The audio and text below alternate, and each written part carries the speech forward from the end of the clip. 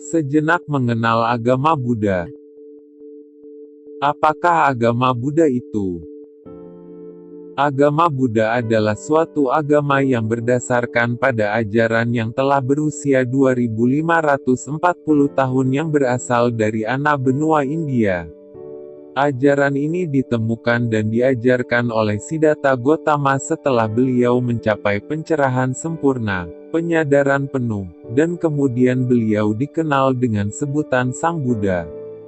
Saat ini, sekitar 475 juta orang di seluruh dunia menganut agama ini. Apakah arti kata Buddha? Kata Buddha berarti yang telah sadar, atau yang telah terjaga, atau yang telah cerah. Kata Buddha berasal dari akar kata Bud, terjaga, menyadari, memahami. Kata Bud juga merupakan akar kata dari kata-kata seperti Bodhi, Bodha, Bodhati, Budi, Budi. Kata Buddha menjadi sebuah gelar untuk seseorang yang telah mencapai pencerahan sempurna. Siapakah Sang Buddha? Sebelum mencapai pencerahan, Sang Buddha adalah seorang pangeran yang bernama Siddhartha Gautama dari kerajaan Sakaya. Beliau lahir di Lumbini, berlokasi di Nepal, pada 563 sebelum Masehi. Pada usia 29 tahun beliau menyadari adanya penderitaan dalam kehidupan meskipun hidup dalam kemewahan, sehingga beliau memutuskan meninggalkan kehidupan duniawinya untuk mencari jalan menuju ke kebahagiaan sejati. Setelah 6 tahun berjuang mempraktikkan berbagai cara penyangkalan diri secara keras yang berakhir dengan kegagalan, beliau akhirnya menemukan jalan tengah untuk mengakhiri penderitaan dan mencapai pencerahan menjadi seorang Buddha. Selama 45 tahun beliau mengajarkan prinsip-prinsip jalan tengah, yang juga disebut dengan Dharma atau kebenaran, hingga akhirnya beliau mangkat di usia 80 tahun. Apakah Sang Buddha adalah Tuhan? Bukan. Sang Buddha bukanlah Tuhan yang merupakan sosok pribadi pencipta dan penguasa alam semesta. Ia bukan titisan Tuhan. Ia juga bukan seorang nabi yang diutus oleh Tuhan. Apakah Buddha adalah manusia? Meskipun lahir di dunia manusia, Buddha adalah makhluk yang telah melakukan perubahan diri sehingga memiliki kondisi dan kualitas batin yang sempurna serta berbeda dengan manusia biasa. Ibarat seekor ulat yang melakukan perubahan pada tubuhnya sehingga memiliki sayap, ia tidak lagi disebut sebagai ulat tetapi kupu-kupu. Begitu pula makhluk yang telah mencapai kesempurnaan batin tidak lagi disebut sebagai manusia atau dewa tetapi Buddha. Apakah ajaran agama Buddha adalah sebuah filsafat? Kata filsafat berasal dari kata dalam bahasa Yunani kuno yaitu philosophia, yang berarti cinta, philo, kebijaksanaan, sophia. Jika berdasarkan pada pengertian ini, maka ajaran agama Buddha yang mengedepankan cinta kasih dan kebijaksanaan bisa dianggap sebagai sebuah filsafat. Mengapa agama Buddha sering disebut juga dengan Buddhisme? Isi ajaran agama Buddha yang mencakup permasalahan mendasar kehidupan yang berkaitan dengan realitas eksistensi, pengetahuan, nilai, akal dan budi, dianggap oleh sebagian orang bersesuaian dengan pengertian dari filsafat atau jalan hidup.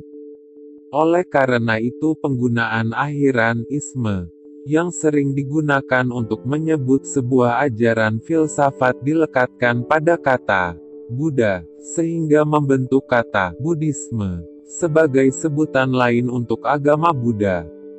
Apakah agama Buddha percaya akan adanya Tuhan? Hal ini tergantung pada pengertian dari kata Tuhan yang dimaksud. Jika pengertian dari kata Tuhan adalah sosok pribadi pencipta dan penguasa alam semesta yang menentukan kehidupan manusia. Maka agama Buddha tidak mempercayai adanya Tuhan yang seperti itu. Tetapi jika pengertian dari kata Tuhan adalah hanya sebatas suatu kekuatan yang lebih tinggi dari kekuatan manusia, seperti hukum alam, maka agama Buddha mempercayainya. Apakah umat Buddha menyembah patung, berhala? Tidak, umat Buddha kadang terlihat bersujud kepada patung atau gambar Buddha bukan berarti sedang memohon kepada patung atau gambar tersebut, tetapi melakukannya sebagai bentuk penghormatan terhadap simbol-simbol sifat-sifat suci dan agung dari Sang Buddha seperti cinta kasih, kebijaksanaan dan kedamaian. Sehingga dengan demikian dapat selalu mengingat untuk mengembangkan sifat-sifat tersebut dalam kehidupan sehari-hari. Bagaimanakah Sang Buddha menyelamatkan kita? Sang Buddha menyelamatkan kita dengan mengajarkan kita dharma, kebenaran, yang jika diterapkan akan mengubah hidup kita menjadi lebih baik dari sebelumnya dan yang menjadikan kita dewasa dalam spiritual sehingga mampu mengatasi penderitaan diri sendiri dan orang lain. Apa tujuan akhir dari mempelajari dan mempraktikkan ajaran agama Buddha? Tujuan akhir dari mempelajari dan mempraktikkan ajaran agama Buddha adalah mencapai nibbana, yaitu padamnya seluruh penderitaan. Apakah agama Buddha bersifat ilmiah? Ilmiah berarti bersifat sains, yaitu pengetahuan sistematis yang diperoleh dari suatu observasi, pengamatan, penelitian, dan uji coba yang mengarah pada penentuan sifat dasar atau prinsip sesuatu.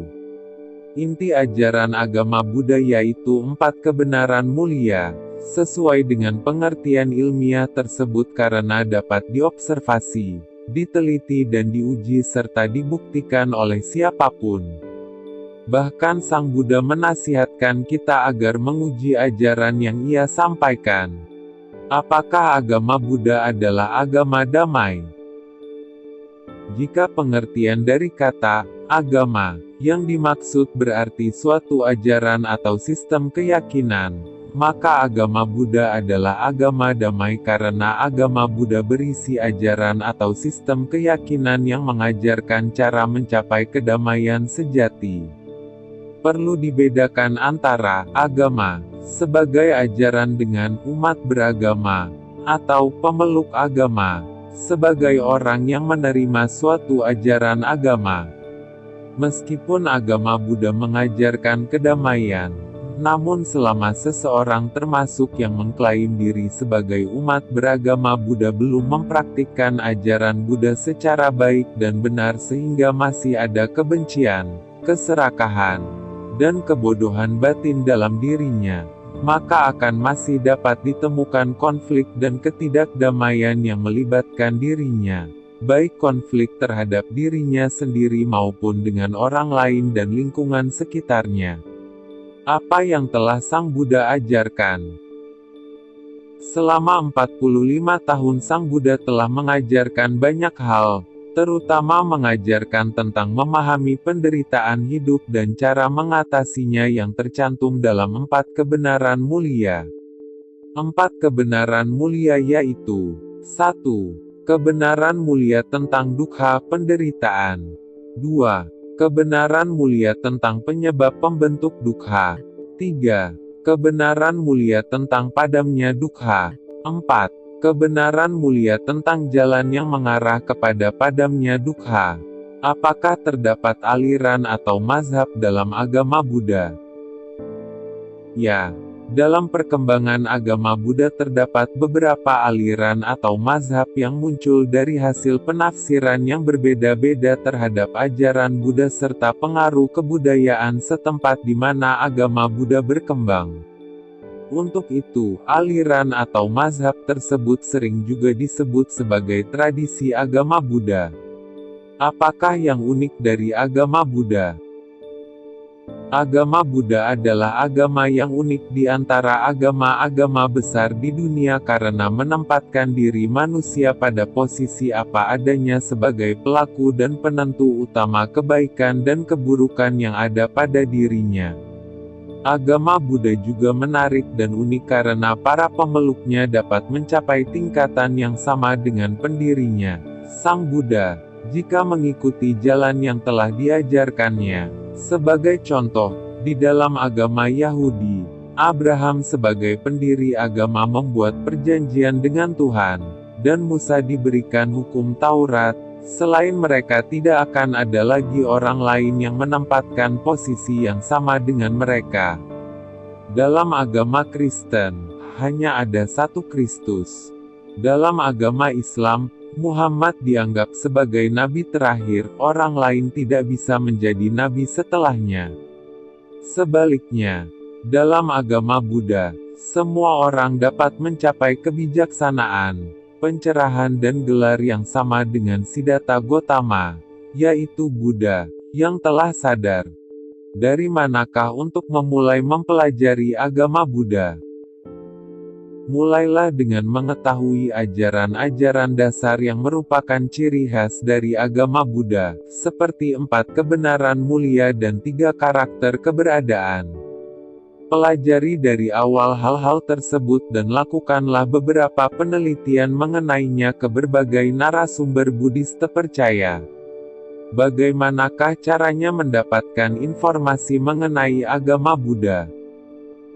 Informasi mengenai agama Buddha bisa didapat melalui berbagai macam cara antara lain dengan mengunjungi vihara, membaca buku, hingga mengakses situs-situs Buddhis di internet.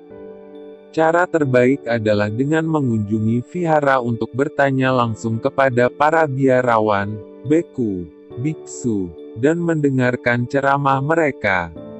Untuk cara ini seseorang perlu bisa membedakan antara vihara dengan tempat ibadah agama lain, misalnya dengan bio atau kelenteng yang merupakan tempat ibadah kepercayaan tradisi Tionghoa.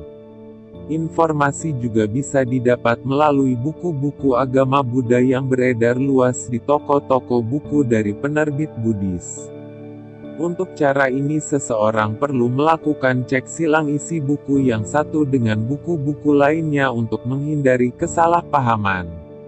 Internet juga dapat menjadi tempat mendapatkan informasi mengenai agama Buddha. Dari artikel hingga buku elektronik Buddhis dapat dijumpai. Akseslah situs-situs Buddhis yang terpercaya yang sering dijadikan sebagai rujukan oleh situs-situs lainnya. Untuk cara ini seseorang juga perlu melakukan cek silang isi antara situs yang satu dengan situs yang lainnya. Bagaimanakah caranya menjadi umat Buddha? Hal utama untuk mulai menjadi umat Buddha adalah dengan mulai mengkaji dan menerapkan praktik-praktik ajaran Buddha ke dalam kehidupan sehari-hari. Dengan demikian secara batin seseorang telah menerima Buddha sebagai guru, Dharma sebagai ajaran kebenaran dan Arya Sangha sebagai teladan. Pastikan keinginan untuk menjadi umat Buddha karena ajaran Buddha terbukti membantu membawa perubahan batin kita ke arah yang lebih baik dan kita merasa nyaman dan cocok akan hal itu. Bukan karena indah dan menariknya tradisi di mana agama Buddha berkembang, seperti tradisi bela diri Shaolin dari Tiongkok. Bukan karena beberapa selebriti yang beralih keyakinan menjadi Buddhis. Bukan juga karena kebencian kepada agama atau kepercayaan lain. Dan lain sejenisnya. Perlu diperhatikan. Video ini hanyalah merupakan pengenalan awal ajaran agama Buddha secara singkat, bukan merupakan intisari atau rangkuman dari seluruh ajaran agama Buddha yang sangat luas dan dalam. Untuk mengenal ajaran agama Buddha lebih jauh, disarankan untuk melanjutkan menonton video dengan topik-topik lainnya. Sekian.